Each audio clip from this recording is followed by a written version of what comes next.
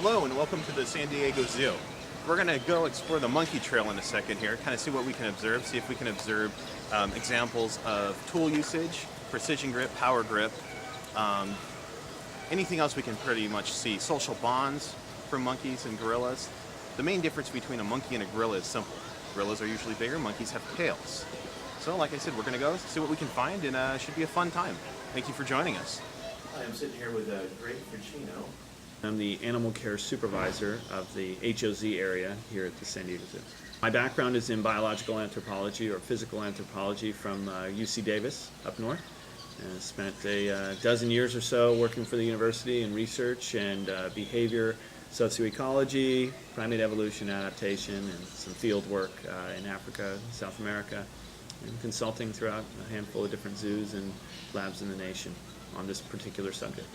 Well, here we are on the monkey trail at the San Diego Zoo on our first leg here.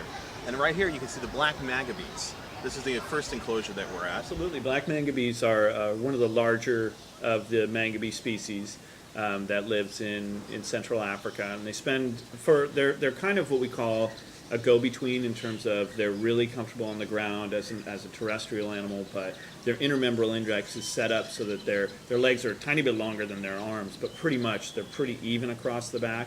And that kind of gives you an indication of how they use their environment. So they are very good climbers, and they spend a lot of time in the trees. They're also very social, and they have a very good dominance structure. If you look at their dominance structure, it's pretty cool. They tend to live in multi-male, multi-female situations. Their regular day pretty much consists of the first thing would be waking up out of the trees, going through and doing a lot of vocal behavior. So they'll make a lot of contact calls with themselves, these really, really loud calls, kind of reaffirming distance between one another and certainly distance between other troops. Colobus monkeys have a completely different diet and are set up a little bit differently, and that's one of the biggest behavioral differences in them.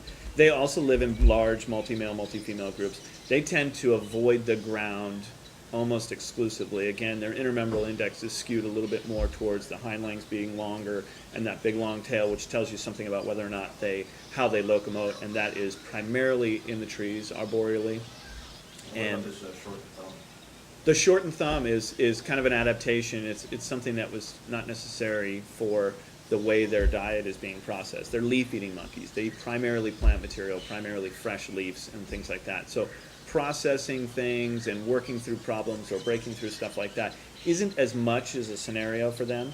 They're still able to groom very effectively without that thumb, so they maintain those social relationships, and their locomotion isn't affected by not having that thumb. So it's one of those adaptations that kind of happens along the ways that isn't detrimental to you, may or may not be helpful for success, but certainly if it's not detrimental, it's one of those traits that's going to stick through and last. Monkeys have adapted some pretty efficient ways of handling life. So they kind of focus really heavily on processing and finding food so that they can focus really heavily on kicking back and doing social stuff. Here we are at the mandrill. These monkeys are practicing social grooming, as we can see from right here. Basically, what they do is they dig through each other's fur, looking for any foreign objects, of which sometimes they consume them. Mandrills, now that's an awesome, very rare, super cool species. So it's the second largest monkey on Earth. The only thing bigger than that is a drill. They're obviously a relative of the baboon, as you can tell by their physical structure. Very sophisticated social behavior, lots of grooming. Again, that is a very relaxed monkey. They spend a lot of time processing, but because their food is so varied and they're omnivorous, they can spend a lot of time kicking back too.